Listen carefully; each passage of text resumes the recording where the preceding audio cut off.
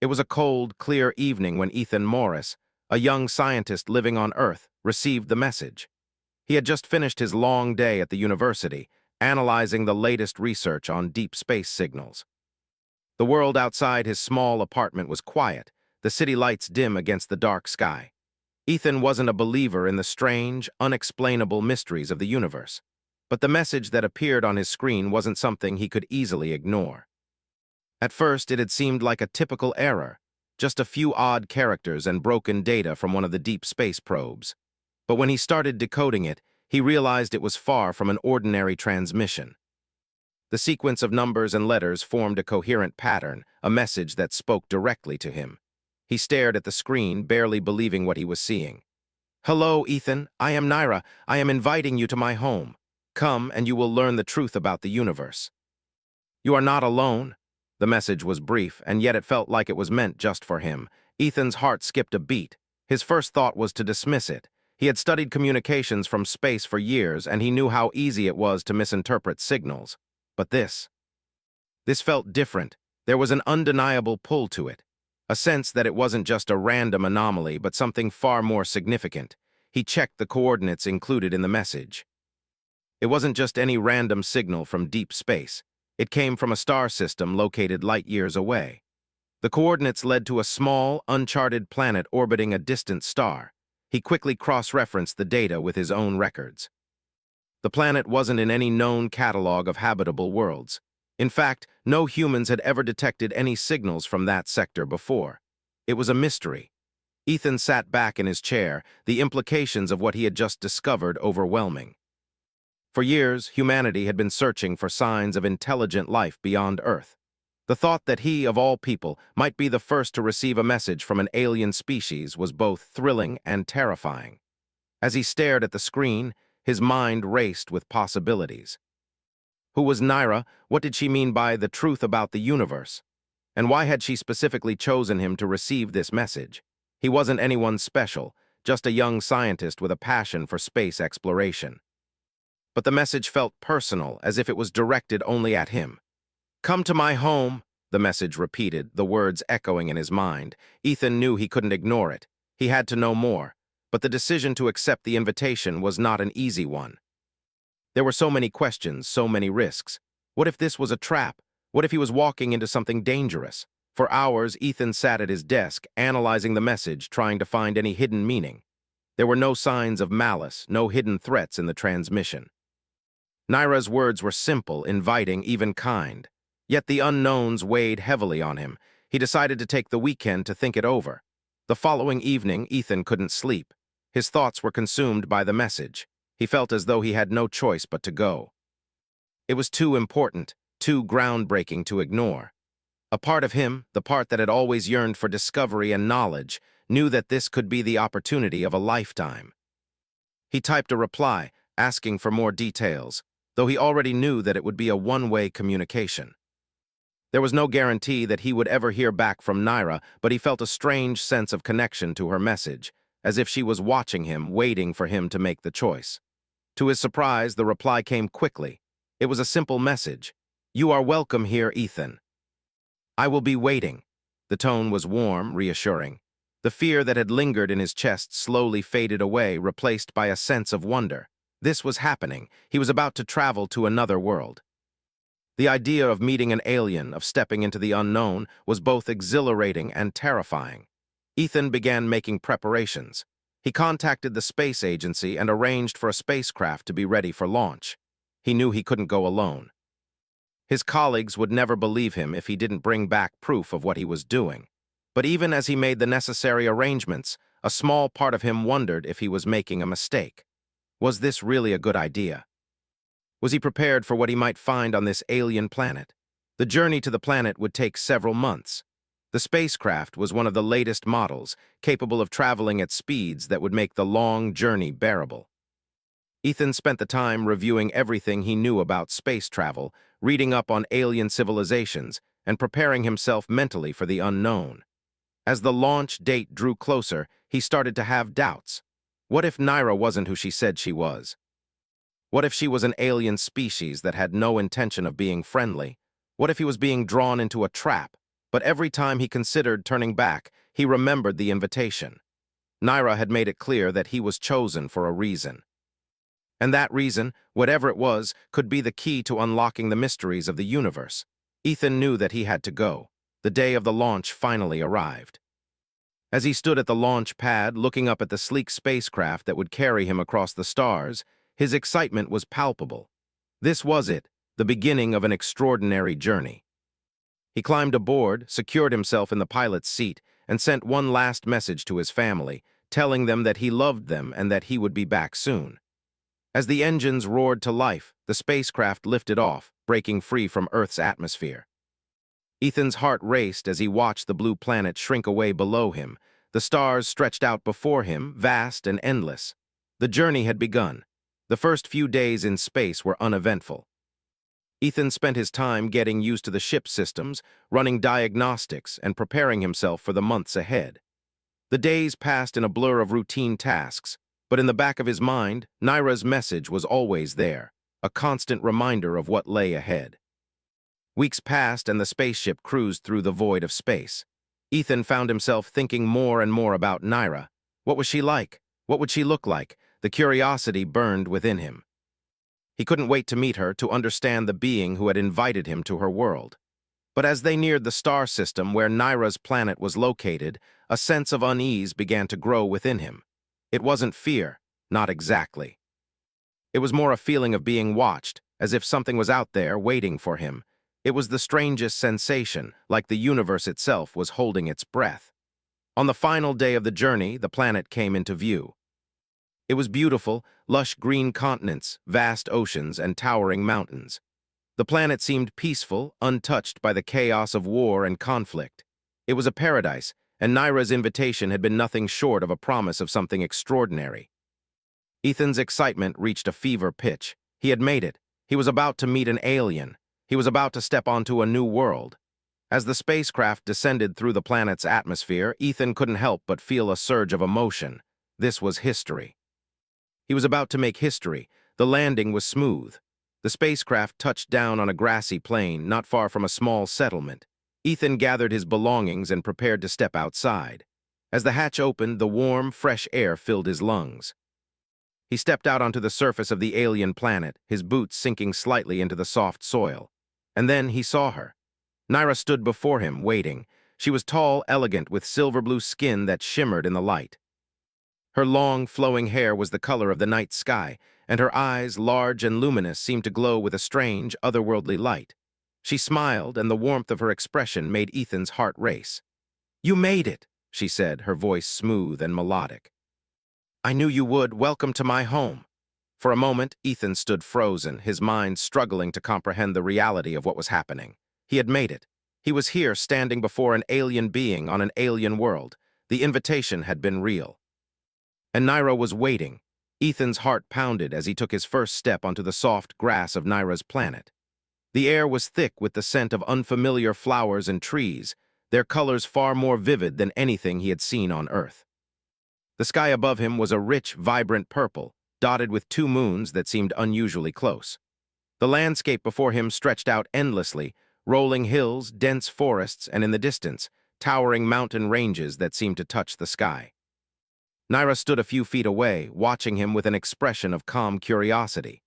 Her silver-blue skin seemed to shimmer in the light, almost ethereal, as if she were a part of the very atmosphere.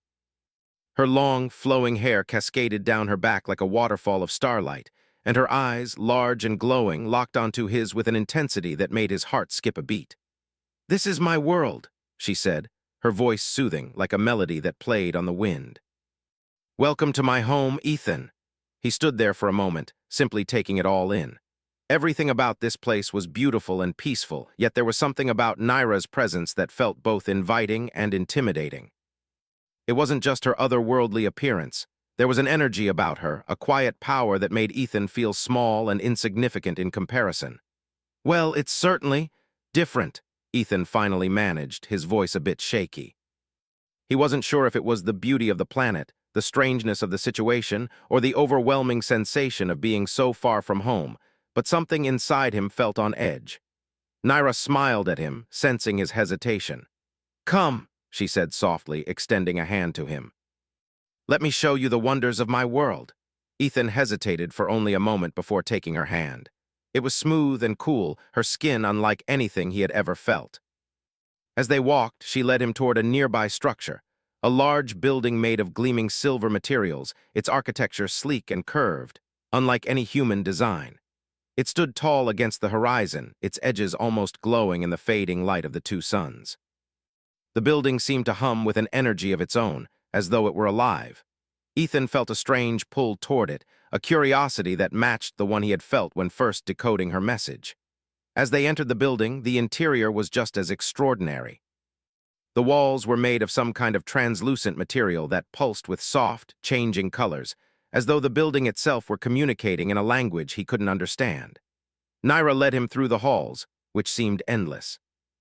They passed through rooms filled with strange, alien plants and glowing objects, some of which moved on their own. It was like walking through a living, breathing museum of a civilization far more advanced than anything Earth had ever achieved. This is our home, Naira explained, her voice calm and steady. We have mastered the art of living in harmony with our surroundings. We do not destroy, we do not conquer. We coexist with the world around us, and in return it nurtures us. Ethan couldn't help but be amazed. The buildings were unlike anything he had ever seen, sleek, clean, and so far removed from the cluttered, industrial designs of Earth. Everything seemed to have a purpose, and there was an underlying sense of peace that permeated every corner of the space. It felt almost sacred, like he had stepped into a place where the concept of time and conflict simply didn't exist. As they walked, Naira spoke more about her people, the Elorians. She told him that they had traveled the stars for millennia, seeking knowledge and understanding, always striving to improve their way of life. They had perfected technology and harmony, finding ways to communicate across galaxies, to bend the very fabric of space and time. Ethan listened intently, fascinated by her words. For someone like him, who had dedicated his life to studying the stars, hearing about such an advanced civilization was like a dream come true.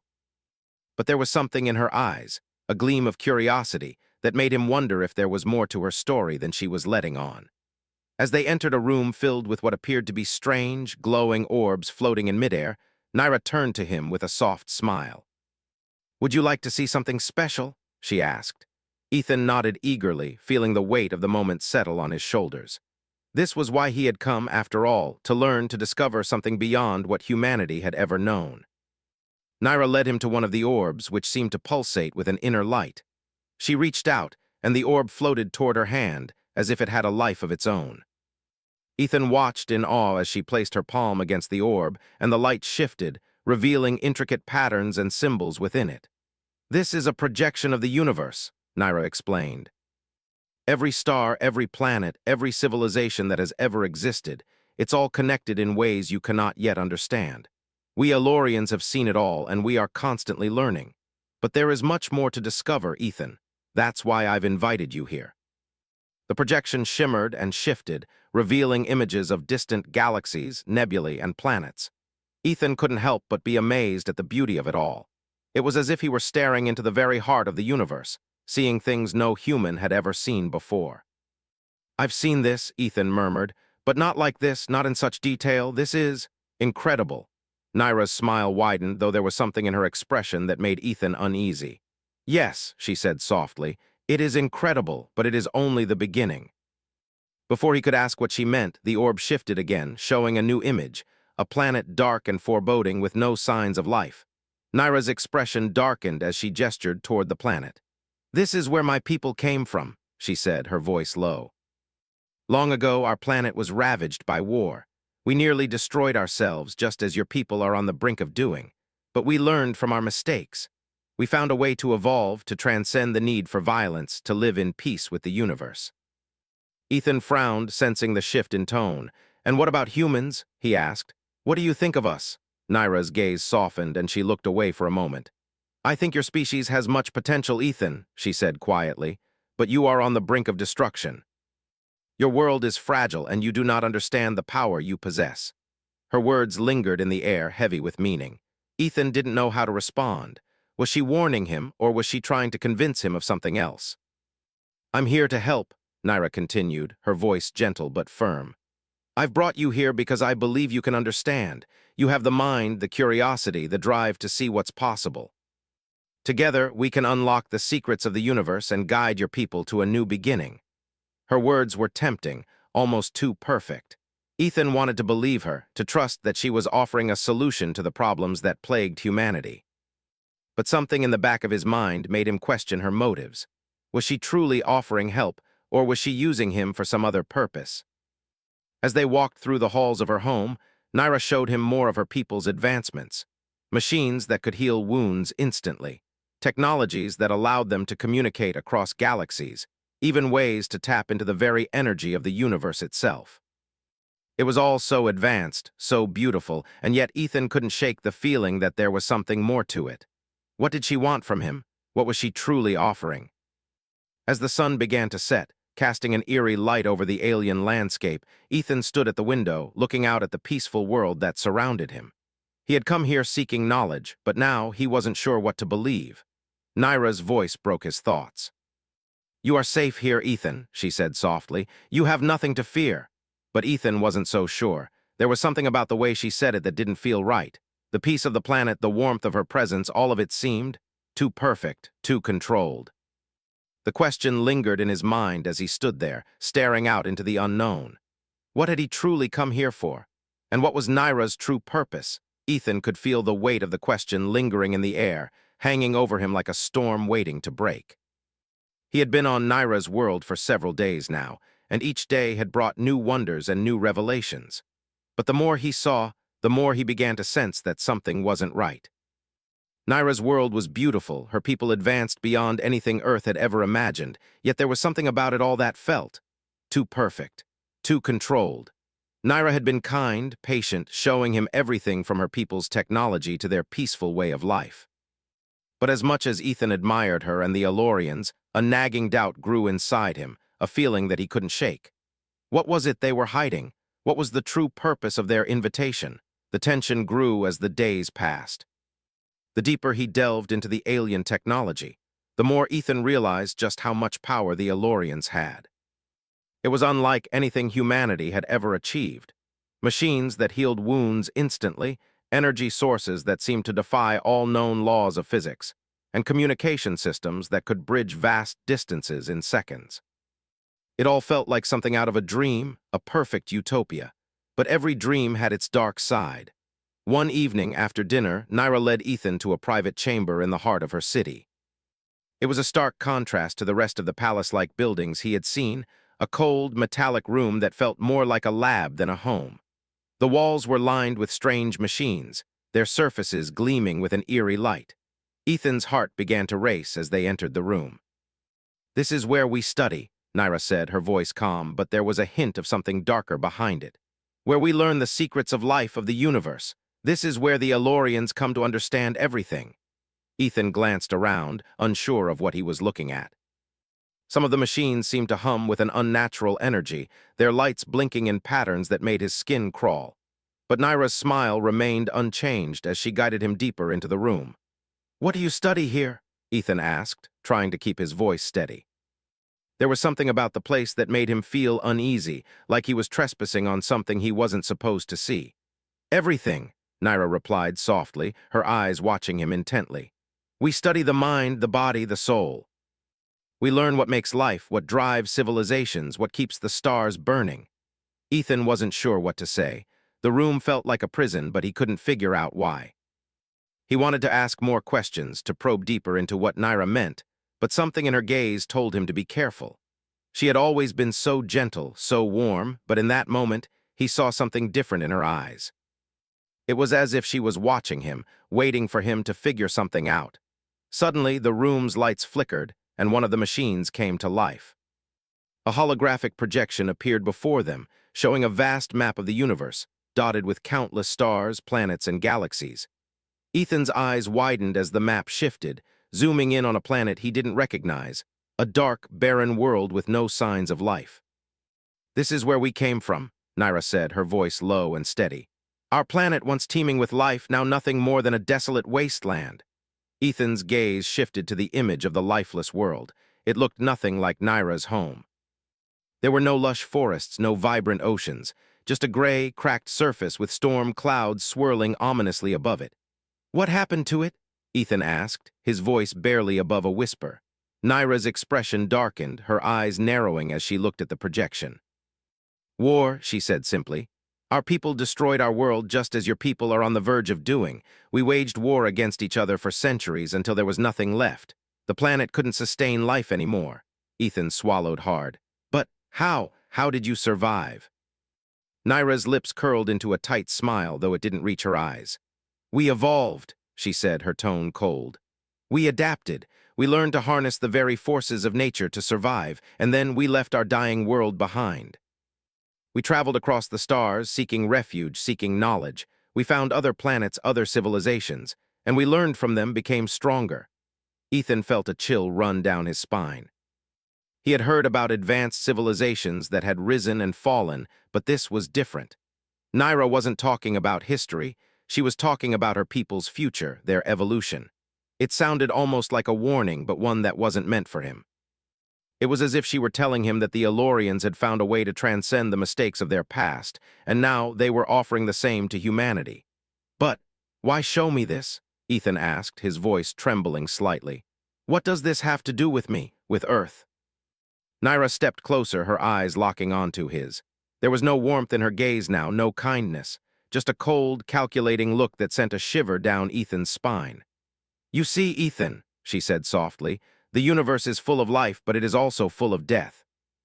Civilizations rise and then they fall. Your species is on the brink, teetering on the edge of destruction. Your world is fragile and you don't understand the power you wield. If you do nothing, you will destroy yourselves just as we did." Ethan's breath caught in his throat. "What are you saying?" Naira's smile returned, but it was different now. It was sharp, like the smile of a predator. "I'm offering you a choice," she said. "The same choice my people had. Join us, evolve. We can teach you, guide you, show you how to survive the inevitable collapse of your civilization. We can help you become like us." Ethan took a step back, his mind racing. He had come here hoping to learn from the Elorians, to discover new knowledge that could benefit humanity.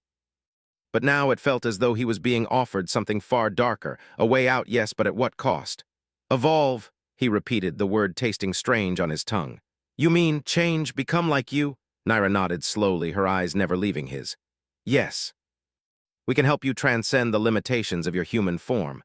We can make you stronger, faster, smarter. You could live for centuries, maybe even longer. But first, you must accept that your world, your old ways, are dying. You must be willing to let go of everything you know and embrace a new future." Ethan felt his stomach churn.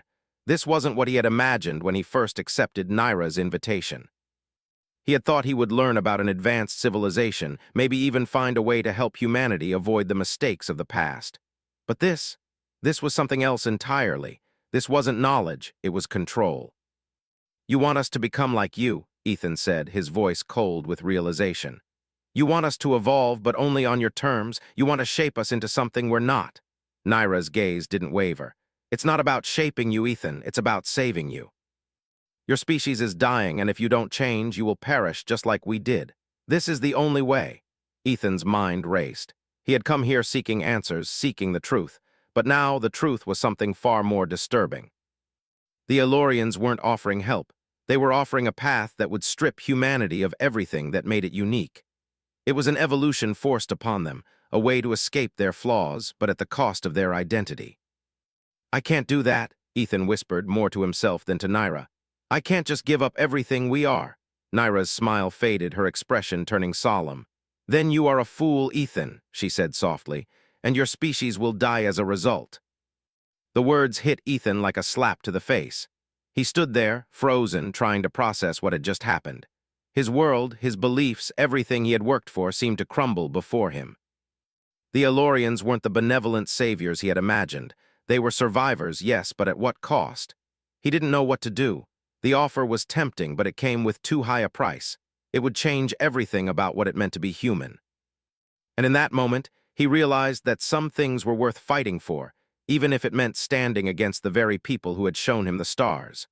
The cold, metallic walls of Naira's chamber seemed to close in on Ethan as he stood there, his mind racing. The offer that had once seemed so enticing now felt like a chain, a trap meant to ensnare him and humanity. Naira's words echoed in his mind, a haunting reminder of the path she wanted him to take. "Join us, Ethan," she had said. "Evolve, become something greater." But what did that truly mean? To become like them? To give up everything that made humanity what it was? To surrender to an alien way of life, one where control and perfection were paramount? Ethan couldn't do it. He couldn't ask humanity to sacrifice its identity, its freedom. He turned his back on Naira, his heart pounding in his chest. "I can't accept your offer," he said, his voice firm, even though doubt still lingered. "I believe in humanity's ability to change on our own without losing what makes us who we are." Naira remained silent for a moment, her expression unreadable. She didn't seem angry, but there was a sharpness in her eyes that suggested something far more dangerous. She studied him, as if weighing his soul. "You don't understand, Ethan," she said softly. "You think your people can change without guidance, but you are already too far gone. The world you call home is dying, and you don't even realize it. Your kind is doomed to repeat the same mistakes over and over, and in the end, there will be nothing left of your species." No future. Ethan felt a chill wash over him, but he stood his ground. "Maybe we're not perfect, but that's what makes us human. We learn from our mistakes. We adapt, we struggle, we grow, but we never lose our humanity in the process." Naira's eyes hardened, and the temperature in the room seemed to drop. "If you refuse our help, then you are condemning your people to extinction. You will not survive the next war, the next crisis. Your species is fragile. You have no idea what awaits you in the universe." Ethan felt his resolve falter for a moment. The weight of her words pressed down on him. Could she be right? Could humanity's flaws truly lead to its destruction? He thought about all the wars, the climate change, the political instability. It seemed as though the world was on the brink of collapse, but still there was hope. There had to be. "I don't believe that," he said, his voice growing stronger. "I believe in the potential of humanity. We're not perfect, but that's what makes us unique. We make mistakes, but we fix them. We fight for what's right. We can't let go of that." Naira's expression shifted, and for a moment Ethan saw a flicker of something, regret perhaps, but it was gone as quickly as it came. She stepped back, folding her arms over her chest. "Then you are a fool," she said coldly, "and I am sorry for you." The words stung, but Ethan refused to back down. He turned toward the door, his mind already racing with a plan. He had to warn Earth. He had to stop the Elorians from spreading their influence, from convincing humanity to surrender its identity. They couldn't allow themselves to become another species that had been consumed by perfection. As he left the chamber, Naira called after him. "You are making a grave mistake, Ethan. You cannot change the course of history. Your species will fall, and we will be there watching as it happens." Ethan didn't look back. He had made his choice, and there was no turning back now. Back in the control room of his spacecraft, Ethan sat at the console, his hands trembling as he began to transmit a message back to Earth. He had to warn them. He had to make sure they knew what was coming. He couldn't do it alone, but if he could rally humanity together, they might stand a chance. The screen flickered to life, and the face of a military officer appeared in front of him. Ethan recognized him as Colonel Briggs, a high-ranking officer in Earth's Space Defense Force. "Dr. Morris," the colonel said, his tone businesslike but with a hint of concern. "We've been monitoring your transmission. What's going on? We've been getting strange readings from your location. You're not responding to our check-ins." Ethan's heart raced as he spoke. "Colonel, you need to listen to me. I've discovered something dangerous. There's an alien race, the Elorians. They're trying to manipulate us to force us into their way of life. They want humanity to surrender everything that makes us human to become like them." Colonel Briggs raised an eyebrow. "What are you saying, Dr. Morris? Are you telling us that the Elorians are a threat?" "Yes," Ethan said, his voice firm. "They've been offering us help, but it's not help, it's control. They've already destroyed their own planet, and now they want to do the same to Earth. They want us to evolve, but on their terms, and if we don't accept, they'll let us die." The colonel's face hardened. "This is serious. We've had reports of strange signals coming from your location. We'll mobilize the fleet immediately. What's your location?" Ethan quickly relayed his coordinates. He didn't know how long he had before the Elorians made their move, but he wasn't about to wait and find out. He needed to act fast. "I'll be there as soon as I can," Colonel Briggs said. "Stay safe, Dr. Morris. We'll be ready." Ethan disconnected the transmission, his mind working furiously. There was no time to waste. The Elorians wouldn't wait for humanity to make up its mind. They would strike first, and they would strike hard. Ethan knew the coming battle wouldn't be easy, but it was their only chance. He had to get back to Earth, and he had to do it quickly. Days passed, and as Ethan traveled back toward Earth, his thoughts were consumed with the conversation he had had with Naira. She had warned him, but he refused to believe her. Humanity wasn't perfect, but it was capable of change, of growth. They didn't need to surrender to the Elorians. They needed to fight for their future, for their identity. When he finally reached Earth's atmosphere, the Space Defense Fleet was already waiting. Dozens of spacecraft surrounded the planet, each one a powerful symbol of humanity's resolve. The fleet was ready to fight. As Ethan descended into the command center, he was greeted by Colonel Briggs and a group of military strategists. The room was filled with tension, the air thick with anticipation. "We've prepared the defenses," the colonel said, pointing to a large holographic map of Earth. "We've got a fleet in place, and we're ready for whatever the Elorians throw at us. But we need a plan, Dr. Morris." "What can you tell us about their technology?" Ethan glanced at the map, his mind racing. "I've seen their weapons, their ships. They're advanced, far beyond anything we've developed, but they're not invincible. Their technology relies on energy sources that can be disrupted. We need to strike fast and hit them where it hurts. If we can knock out their power grid, their ships will be vulnerable." The colonel nodded.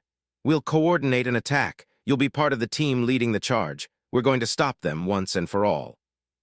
As the fleet prepared for battle, Ethan's heart raced. This was it, the moment of truth. He had chosen to stand with humanity to fight for their survival, and now they would face the Elorians head-on. The battle was fierce. The Elorians fought with precision and strength, their ships moving like shadows in the sky. But humanity fought with something greater: resilience, determination, and the will to protect their future. It wasn't an easy fight, but the Elorians underestimated the power of human ingenuity. As the final blow was dealt, the Elorian fleet began to retreat. The battle was over, and humanity had emerged victorious. Ethan stood on the bridge of the command ship, watching as the last of the Elorian ships disappeared into the vastness of space. The war was won, but the cost had been high. Many lives had been lost, and the scars of the battle would remain. But humanity had survived. They had fought for their future and won. As the fleet returned to Earth, Ethan felt a sense of relief wash over him.